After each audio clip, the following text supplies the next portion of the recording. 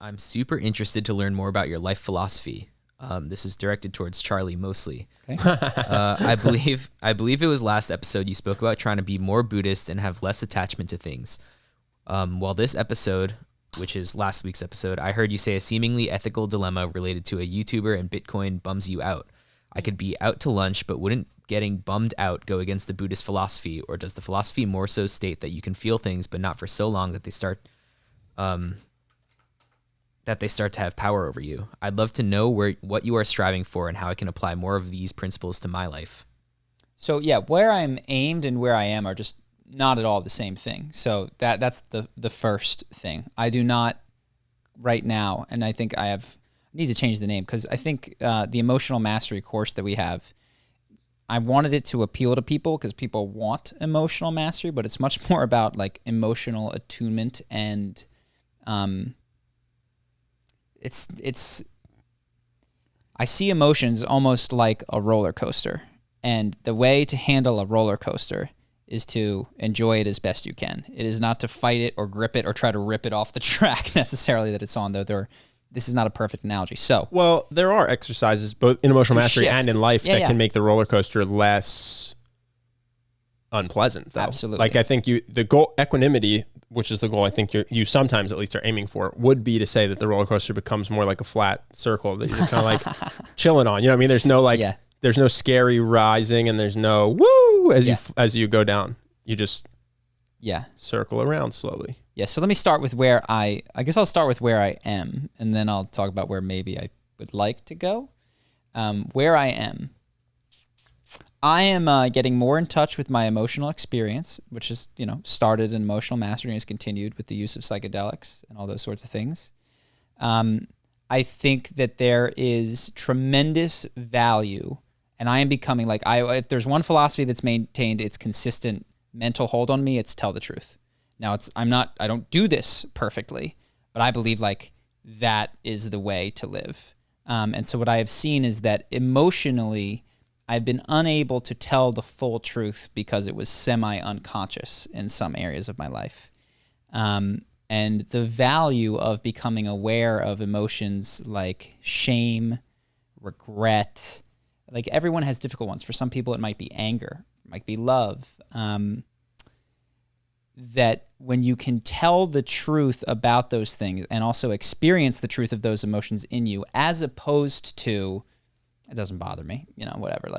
I shouldn't get mad at this, but that person, cut me off, but I know I shouldn't get mad at it. That is not the truth. The truth is not, perhaps you're raging inside because that person cut you off. When you can find ways to feel that experience and express it without necessarily slamming your car into them or starting a fight, that is telling the truth. So my current philosophy and attempt is to lean into telling the truth.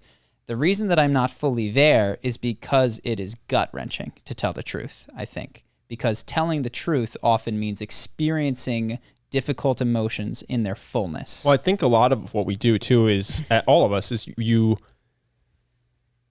can repress your emotion, but also you can mask it as something that's more flattering than it is, or more reasonable than it is, or whatever it might be. So a lot of people, they mask their anxiety as perfectionism, for instance. Or you can mask your rage as righteous fury or judgment or whatever it might be. Or hurt as anger. I think this is a very common one for men. Yeah. Men get hurt, and it's being hurt as a man is not acceptable. Being pissed off, totally acceptable. You know what I mean? So you get these, you're unable to fully tell the truth. And so what I've been working on is, and my general philosophy at this point is to tell the truth. I think when I heard about Buddhism, and a lot of people hear about Buddhism, the promise of an end to pain, not pain, an end to suffering is really compelling. And in a strangely non-Buddhist way, they then strive for the end to suffering. And what I am seeing a bit more clearly now is that the path that is going to get you what you want is telling the truth. Though you can't tell the truth to get you what you want, because then it won't work. You have to, at some point, fall in love with living an emotionally honest and honest life for its own sake, at which point I believe a side benefit is you feel much better often. So yeah, that is what I am leaning towards. And so what would I recommend right now? And this could change in 6 months or a year because I'm still exploring it. I would recommend, you don't have to take emotional mastery, but like wherever you are, you could start with parts therapy. There was a book that just came out, No Bad Parts, which I'm reading, which kind of talks about exercises that are already in emotional mastery, but have spiritually been born from the author of this book who invented this particular practice. Psychedelics, they make you see the truth in many ways is what they do. You might misinterpret it, and I've seen people come out of psychedelic experiences, describe what they saw, and then tell me what they're going to do about it. I was like, hold on. You just saw how your whole life you've been afraid to rely on people, and now your solution is that you're going to go be really independent. It's like people don't always draw the right conclusions from things, but I think psychedelics give you deep insight into emotional, metaphysical truths. So yeah, I'm trying to schedule time with activities that connect me to the truth while recognizing I don't really like it too much because it wears me out and it's fucking tiring, and I enjoy my ego and the defenses that I've built and all that stuff. So that's my current life philosophy. Yeah, there's also, I think there's to give advice to someone is to assume that their own life is benefited by the things that they think that they want. And so, to give advice on someone on how not to get scammed is to assume that they're worse off if they lose a huge portion of money that they think they can't afford to lose. Mm-hmm. The Buddhist monk story would be to just say, maybe that's the best thing for them. Yeah. And so when you see someone getting scammed, you go, maybe that's the best thing for it. Not even that's a blessing, just some. Yeah. Who knows? Who could know if that person losing all of their money in this scam is good or bad for them? Yeah. And then it leads to 10 years of suffering and poverty, and they hate it the whole time. And you still go, well, who knows if that 10 years is bad for them or not? You just who knows the whole time. And I think from that place, really you can only give enlightenment advice at that point, because the whole point is that you've decided that the physical world and the circumstances people find themselves in aren't important or aren't impactful in the way that they think they are. Yeah. So, if we ever get to the point where we're enlightened, that the answer to every question about how do I start a business, how do I invest in crypto, how do I deal with my relationship, how do I this, will just be, it doesn't really matter. Well, actually, I don't think that that's the case. I think it's kind of like the, what is it called? The determinism thing, where it's like you could still give advice and you'll still do things, but wherever you are is perfect. And well, the big thing is you're trying to figure out how to get rid of your ex, or you're trying to figure out if you should date this person or not, or you're trying to figure out how to make money. And none of these things are inherently good for you. Making more money, getting in better shape, keeping your girlfriend, breaking up with your girlfriend. None of these are inherently, from that philosophy, none of these are inherently good. There's nothing superior about being financially successful, well-respected, having a dating life that makes you happy versus the worst circumstances you could possibly imagine. Well, I think this is why when you listen to the yogis, they will say like, look, I'll give you my layers of truth on different levels. On the one level, here's the absolute truth. It's all love and it's all perfect. And they just sit back. And like, yeah, but like, what do I do about my wife? And they're like, okay. so you don't, you're not there. What you should do is you should approach her from, and they can give levels down of like useful things so that you could maybe one day ascend to the top thing. I will say the one other piece of my philosophy that I have with psychedelics has led me to believe is that it's so cheesy. I'm going to try not to say it in the most cliched way possible. That there is more to life than is immediately apparent in the materialist worldview. That is not to say that I believe in a biblical heaven or in a series of reincarnations necessarily, but that there is something illusory about the end-all, be-all of what seems like our material experience and my conception of myself, and that I am, in fact, what I'm sure of, is that I am much bigger than my conscious mind. Like there's a whole unconscious part of me which I've gotten to know and is staggeringly influential. But even beyond that, I hesitate to say that there is a spiritual dimension to life which I can't really put anything on, any useful words to describe it further. But that my philosophy is increasingly going in that direction.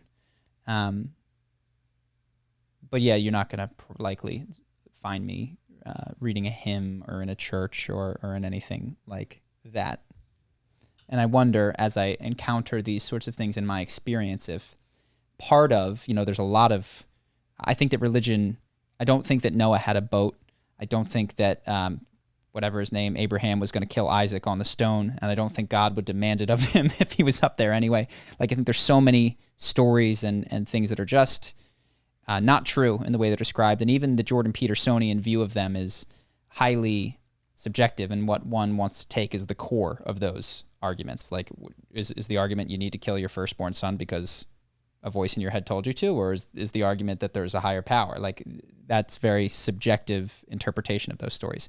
All that said, I think that religion does a lot of things for people that are incredibly important. I knew that they brought community together. I knew that chanting and dance and sometimes singing is important.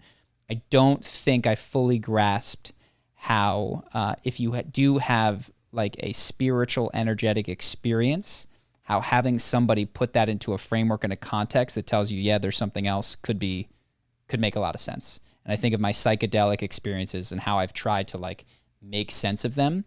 And if you just did that to me early and told me that Jesus was the guy, I think I could be a pretty religious Christian and be like, yeah, Jesus was in there and he was blessing me. And I guess he's the one true God and he died for my sins, I assume, because that's the other thing that the church told me about him. But yeah, do you want to share your experience, your philosophy?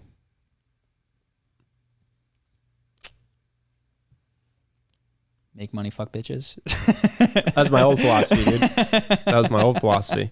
It's just two things. I got a girlfriend now, dude. I wouldn't say I really have a philosophy at the moment. I mean, I have pillars of a philosophy in the sense of, try to leave people better than you find them, try to be honest, try not to create suffering or trauma in other people, try to use the veil of ignorance, try to expand empathy to non-humans. So these are shoulds. Do you have a meta? What is this thing that we're doing? Any idea? No, I mean, I'm not. Well, if I had to gamble, I would gamble this as a simulation. So, like, what is this? Computer program? Mm-hmm. That's my best guess. I am indifferent to if that's true or not. I make no changes to my life based on whether or not this is prime reality or not. But if I had to bet, and my options are any religion from a textbook, your idea that this is prime reality, and there's a metaphysical ununderstood spirit or simulation, my pie chart is heavily simulation.